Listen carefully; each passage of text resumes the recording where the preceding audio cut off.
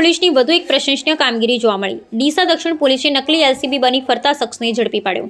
ગુજરાતમાં નકલીની હારમાળા વધી રહી છે। નકલી કોર્ટ, નકલી સરકારી કચેરી, નકલી ડીવાયએસપી, નકલી ઇન્કમટેક્સ અધિકારી, નકલી જીસીટી અધિકારી સહિત અનેક નકલી અધિકારીઓ ઝડપાઈ રહ્યા છે, જેને લઈ ગુજરાત સરકારની કામગીરી પર પણ સવાલો ઊભા થઈ રહ્યા છે। પરંતુ આજે ડીસા દક્ષિણ પોલીસે વધુ એક પ્રશંસનીય કામગીરી જોવા મળી રહી છે, જેમાં નકલી એલસીબી પોલીસ કર્મી બની ફરતા શખ્સને ડીસા પાલનપુર હાઈવે પરથી દક્ષિણ પોલીસે ઝડપી પાડ્યો છે।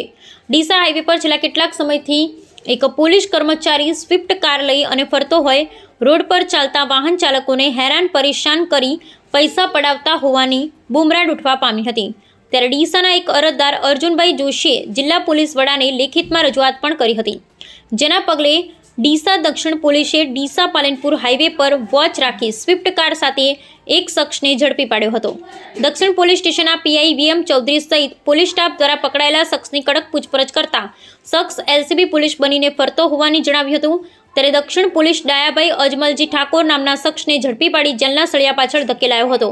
જ્યારે પકડાયેલ પોલીસે બંનેને ફરતા નકલી એલસીબીના શખ્સની કારમાંથી ધોકો સહિત કાળા કાચ લગાવી સ્વિફ્ટ કાર અને પોલીસની નામ પ્લેટ મળી આવી હતી। જ્યારે પોલીસ સૂત્રો પાસેથી મળતી માહિતી અનુસાર ડીસા દક્ષિણ પોલીસે નકલી એલસીબી બનીને ફરતા શખ્સને સામે જુગારધારા સહિતના કેસો ગઢપાટણ સહિત અનેક પોલીસ સ્ટેશનમાં નોંધાઈ ચૂક્યા છે।